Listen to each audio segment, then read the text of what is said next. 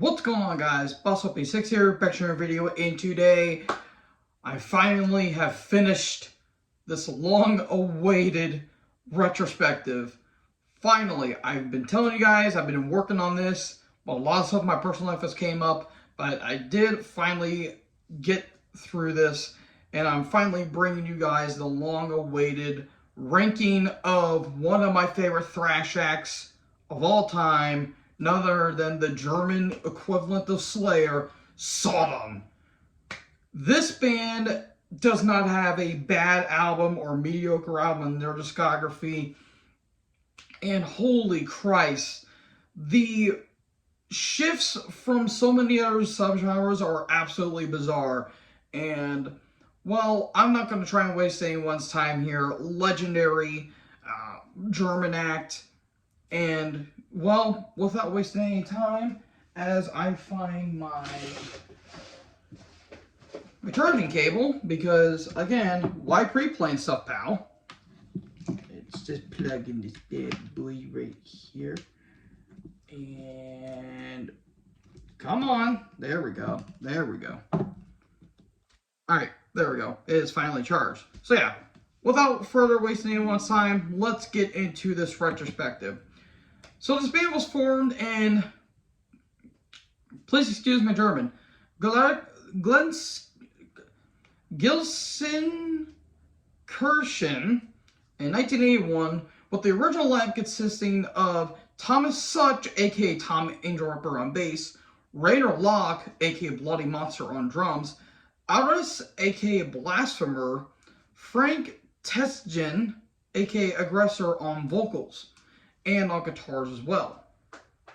So they actually got the name Sodom from the Venom song 100 Days in Sodom, and it was initiated that Tom was desperately attempted to get out of his job from working in the coal mines in the town that I just mentioned.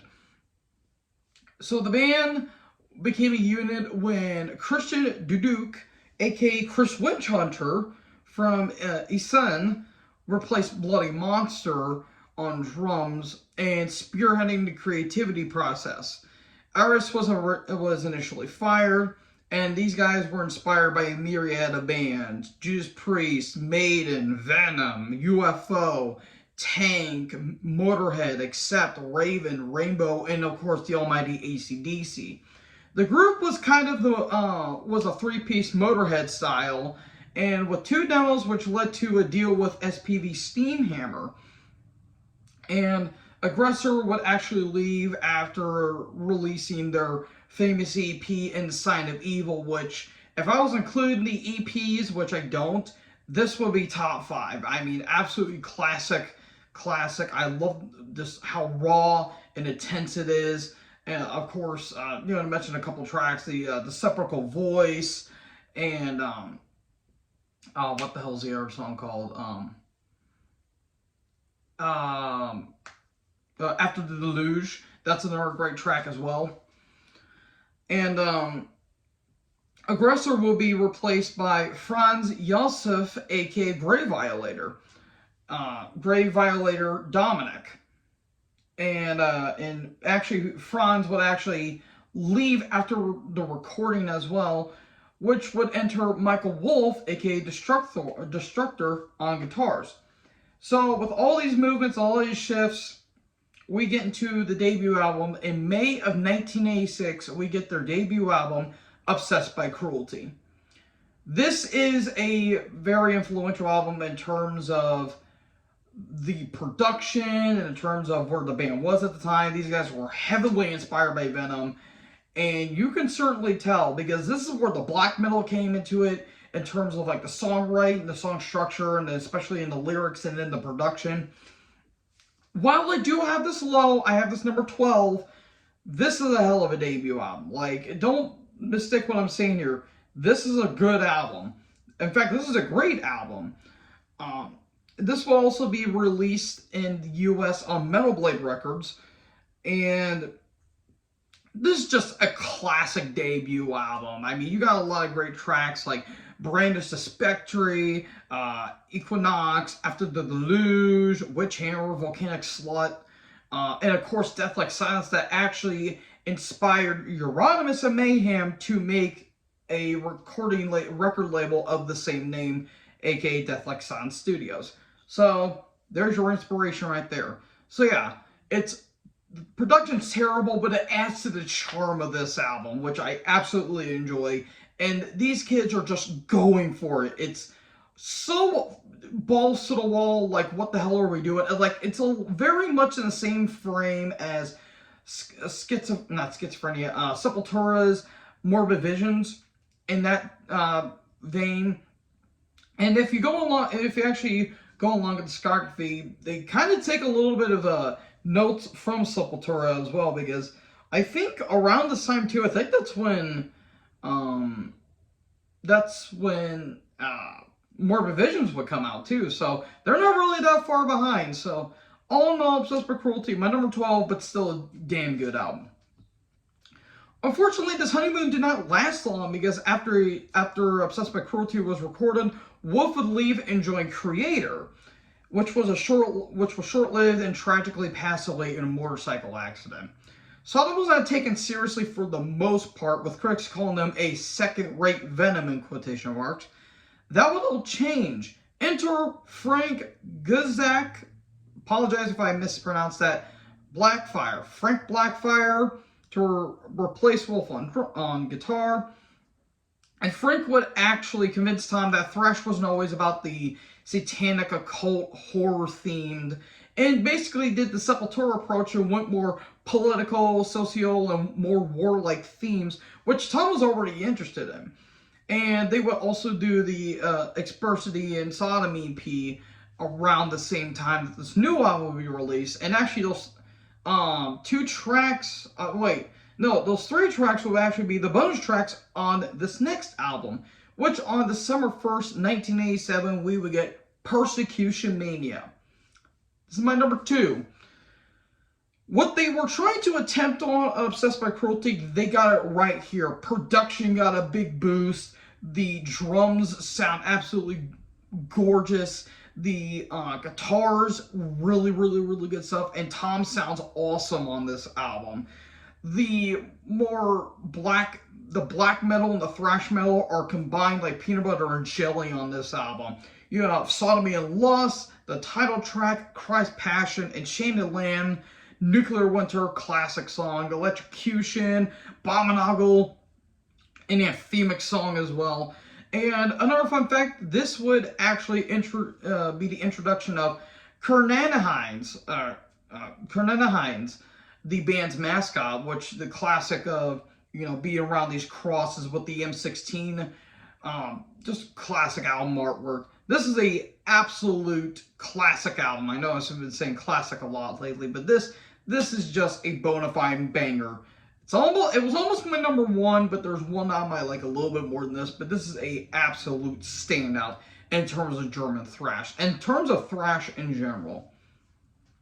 So they subsequently toured in Europe with Destruction, Whiplash, and Coroner, and embarked on their only North American tour to date. That's really bizarre to think. Like 36 years later, they've only done one North American tour. That's absolutely insane. And this new album would be produced by Harris Johns, and he would actually be making more albums with them going forward. So that leads us on June 1st, 1989, we get Ancient Orange. My number 4. This one might be a little controversial, and people are thinking, why is this not number 1? I like one and another album a little more than this, but again, with Persecution Mania, this is an absolute stellar release. The only reason why I like Persecution Mania a little bit more is because I think the tracks stand out a little bit more. Like, the one track I'm not a huge fan of on this album, and it's still good, is Magic Dragon. It's alright, I guess. But everything from production got a little bit better, the songwriting got a little more verified, I guess you could say, or variety. It got a little more dynamic in the songs, and of course that album artwork, I've already mentioned it. I also like the theme going on throughout this album as well. You have the title track, Tiger Red, which kind of has a really cool anthemic, like a anthemic chant to it. Um, and Incest, Remember the Fallens, kind of like a Megadeth song, Exhibition Map, Baptism of Fire, and of course the classic Oxybon, which is one of my favorite Sodom songs. It's so cool, it's so anthemic.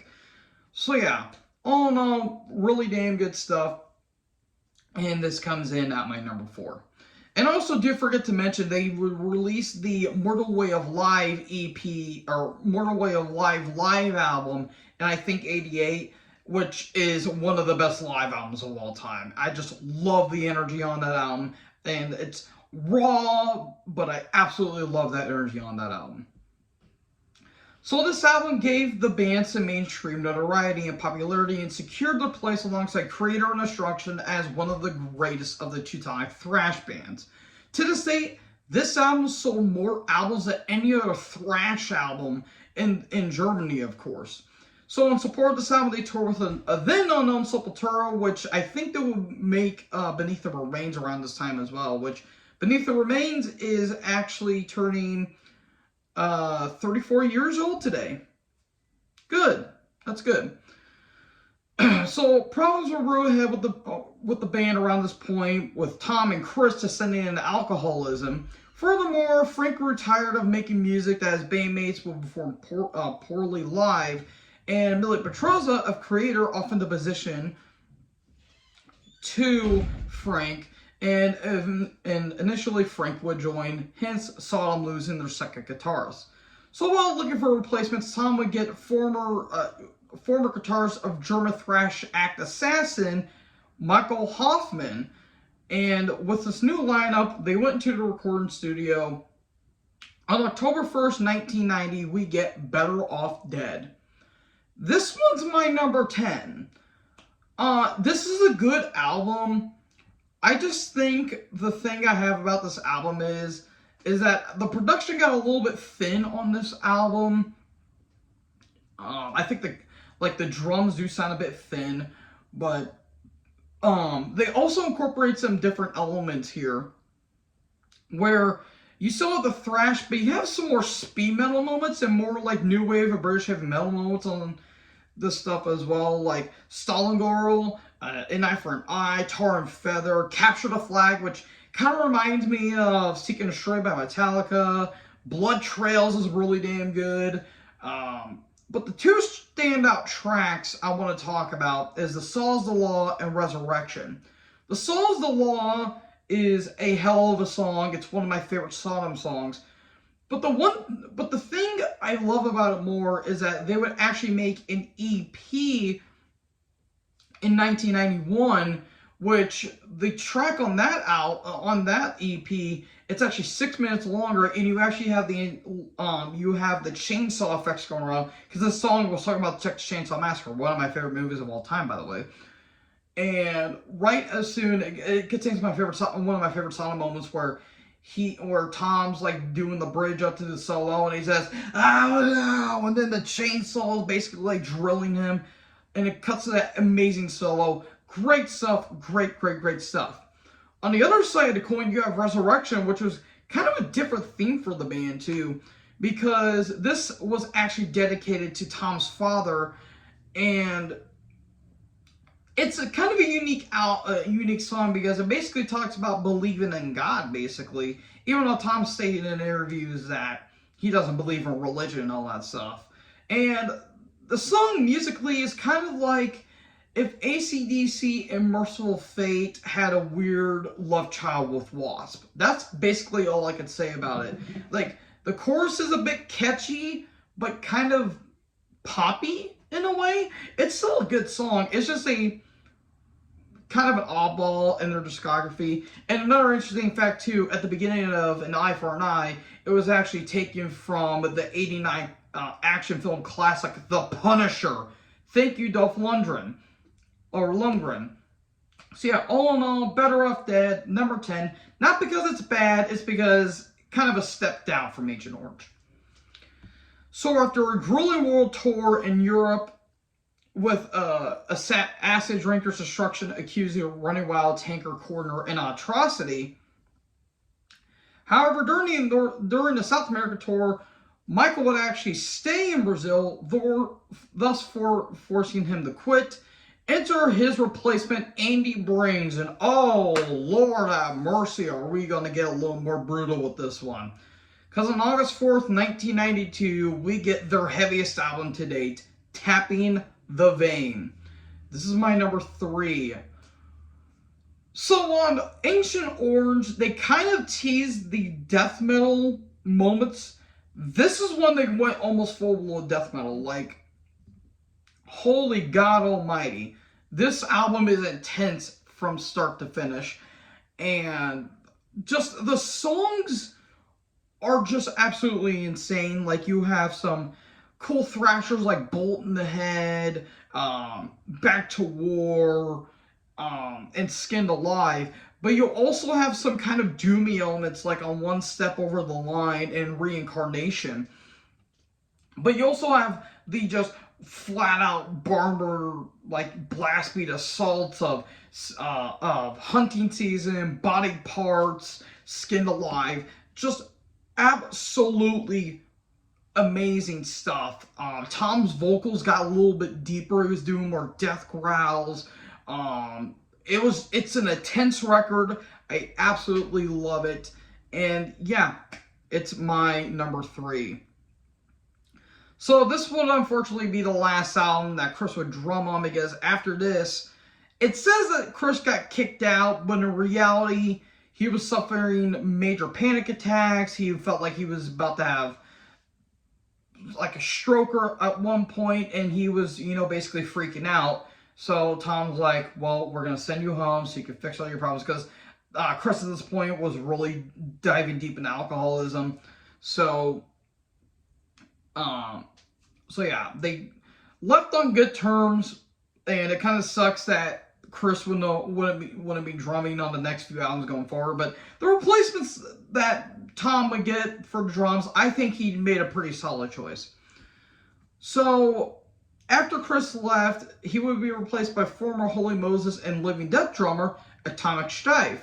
And after releasing the Aber Bet mit Schein EP, I do apologize for that, but the translation is With Whipped Cream Please. They would go into the recording studio on January 10th, 1994. We get What You Deserve. This one's my number 13. We're entering a weird period for Sodom here, but then again, it was the 90s. Thrash was was on its way out. Groove metal was coming in. You also have these hardcore and crossover thrash bands coming up as well. This is when they went more to the hardcore punk style in a way, and it's not bad per se. It actually kind of fits them in a way, but the songwriting isn't there. It's incohesive. It's pretty sloppy. Production is pretty thin. The album artwork looks like crap, and yeah, just not a whole lot is going on with this album. But you have some good songs like Fellows of Misery, Sodomize, Unbury the Hatchet, Die Stum Ursel, the title track, Jabba the Hutt, which is a big standout because Jabba the Hutt's awesome. Yeah, all in all, not a huge fan of this album, but there are some tracks, the tracks I listed, I will go back to, and it's a kind of an interesting footnote in their discography.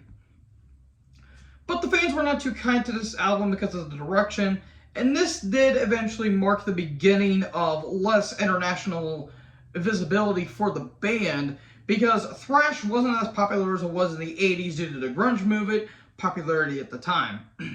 But around this time, Tom would actually do some solo material of doing metal impersonations of drinking songs, German schlagers, and Christmas carols. So that's interesting.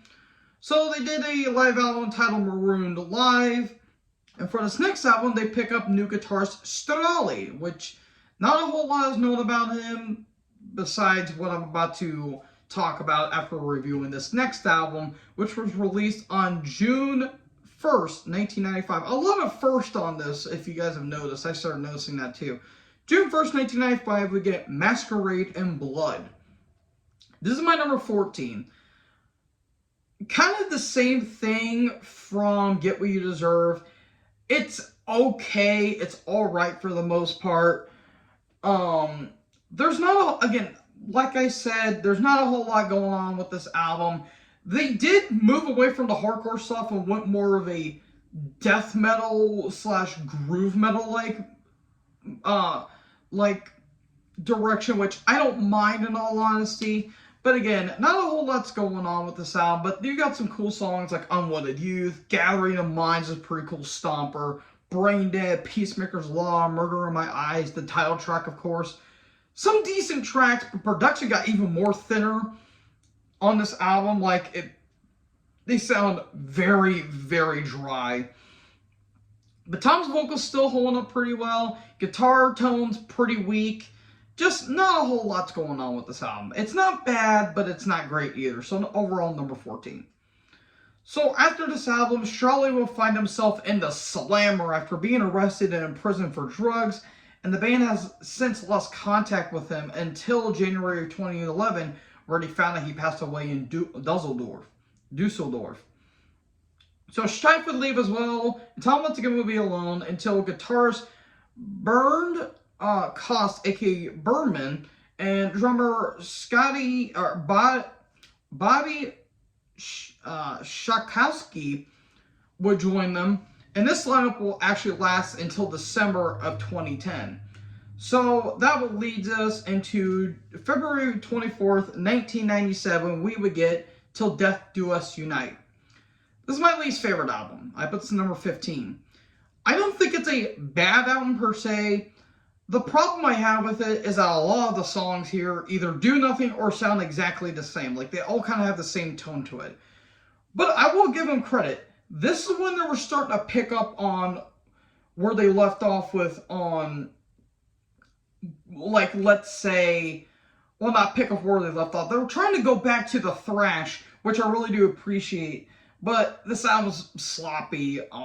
Again, it's not really cohesive. The songs don't really congeal. It's inconsistent. But you do have some really cool songs, like Frozen Screams, Polytoxic Maniac, the title track's a doomy bastard, Wander in the Valley, Fuck the Police is a pretty fun song. And while that song's controversial, but also the album artwork's controversial. I don't get it in all honesty. Well, maybe because there was titties on it, but what's wrong with titties in all honesty? Just ask Mr. Trubisky. Album artwork, for those of you who don't know, is basically a big fat man and a pregnant woman that are naked, pressing their stomachs up against a skull. Alright, John, you're just going to stand there, look great. Susan, come on over, strip down. We'll put a skull in between your stomachs, and there you go. The dude looked more pregnant than the woman somehow. I don't know how that was possible, but yeah, not a whole lot to this. But this album would actually mark the return to thrash for the band, but they still had the crossover thrash veneer like Suicidal Tendencies, and of course the aforementioned controversial album cover. So after they're done with this album, they went back to the recording studio almost 2 years later. May 31st, or well, actually over 2 years later, May 31st, 1999, we get Code Red. This is my number 6. Welcome back. Welcome back, guys. This is the return to form they were looking for. This is a banger of an album.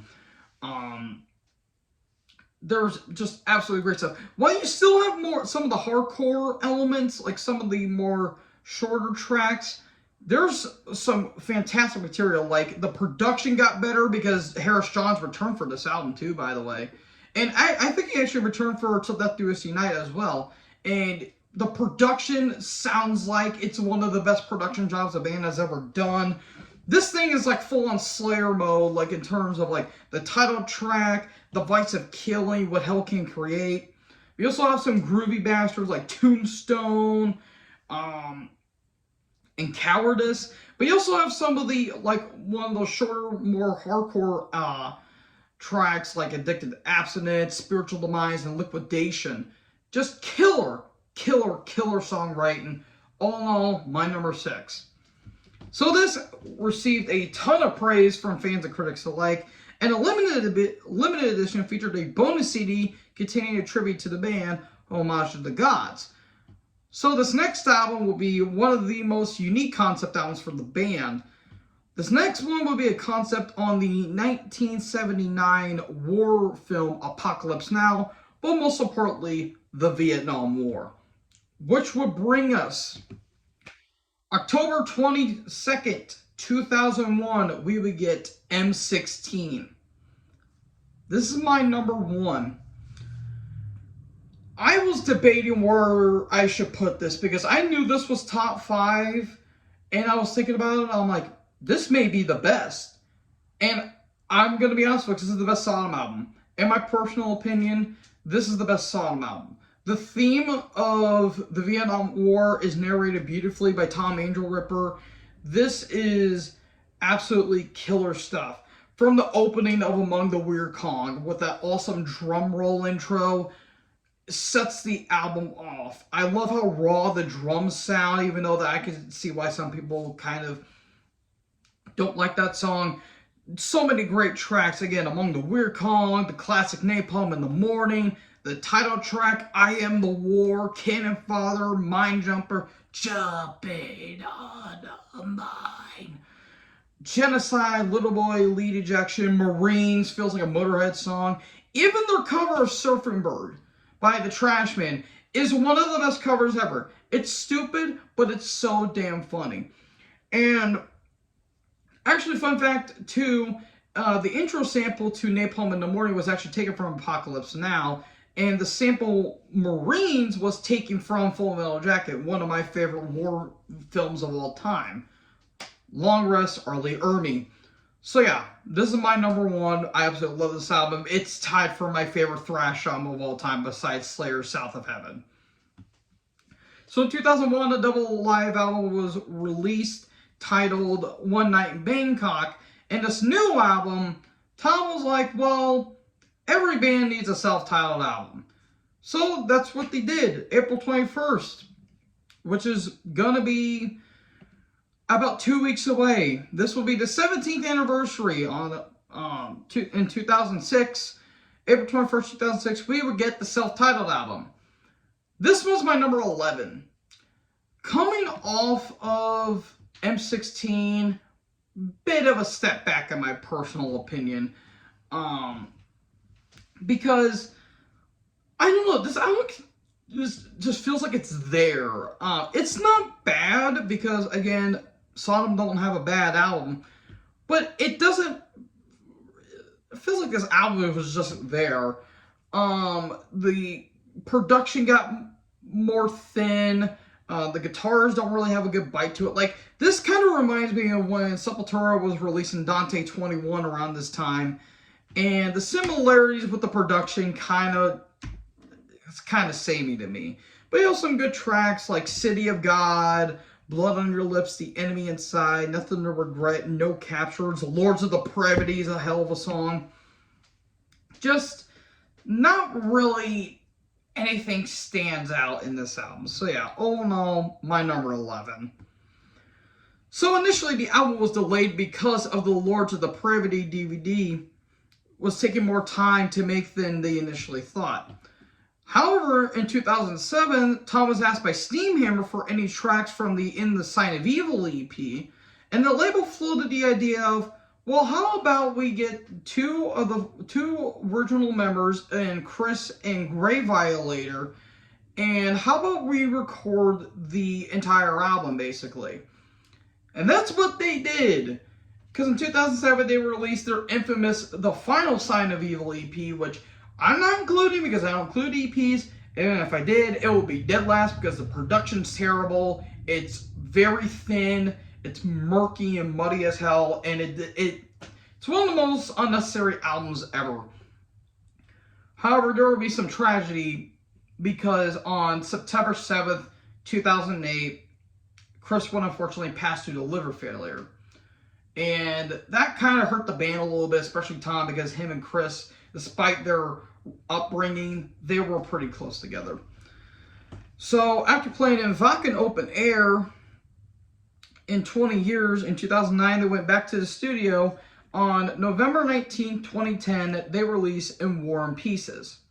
This is my number 9. This is better than the self-titled, but even then, it's still good. The drums got a big punch to it. They have a really cool production job on that.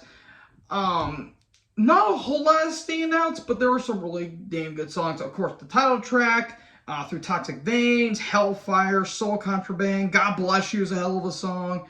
Kernheinz. Really good stuff here. Again, it doesn't really feel like their album. It's just, okay, it's a Sodom album that we made, and that's about it. So yeah, all in all, my number 9. So a week after the album was actually dropped, Bobby would leave due to personal private problems between him and Tom. And in search for a new drummer on December 8th, 2010, they get Marcus Freewell, aka Maka. And in January 2012, the band would start making new material. So that leads us onto April 26th, 2013, we would get Epitome of Torture, or Epitome of Torture. This is my number 5. This is a hell of an album. Great stuff here. Really, really, really damn good stuff. For everything that kind of misfired on In War and Pieces and the self-titled, they got exactly right with this one. This is a hell of an album. In terms of their modern output, this is by far the best, or it's like personally my favorite. Maybe their best since M16, but if we're talking like 2010, this is by far the best of their entire output. Really damn good songs. Into the Skies of War, the title track, Stigmatized, Invoking the Demons, Kajeshka, or Katjeshka, Jaka, however the hell you pronounce that.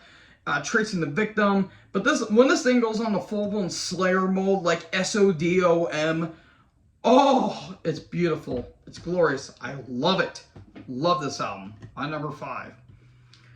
So in November 2014, the Sacred Warpath album EP was released.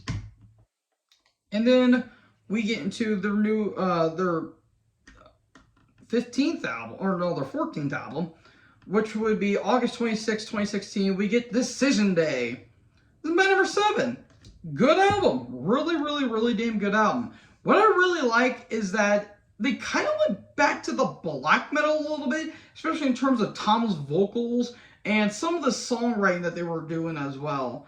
Like songs like Vaginal Born Evil, Refuse to Die, Rolling Thunder, Blood Lions, the title track, In Retribution, Belligerence, Coagula is one of their standouts. Really damn good songs. Really, really, really, really, really good stuff. So, yeah, overall, my number 7. And the production was really damn good, too. So the compilation album, Demonized, was released. After Decision Day, Tom states that Sodom has more ideas for the new album. At the end of 2017, though, Sodom would actually reunite with Grave Violator, Frank Blackfire, and Andy Brings for a 35th anniversary show, marking the first time that Grave has been with the band since 85. Andy in 90... No, hold up. I skipped that. Grave would be 85. Frank would be 89 and 95 since Andy was in the band. That each band performed live for... that would perform live. So that was some pretty damn good stuff. What wasn't damn good was, well, January 5th, 2018, Tom would announce his parting ways with Maka and Berman, though they stated they were fired via WhatsApp. Kind of a dick move there, Tom. Kind of, if you look at it from both ways. But after announcing the band would be now a 4-piece, because Frank would join the band, and acquiring York Sagates and Stefan Huskins, aka Husky, on guitars. Stefan will be on Stefan will be on drums, and Sagates will be on guitar.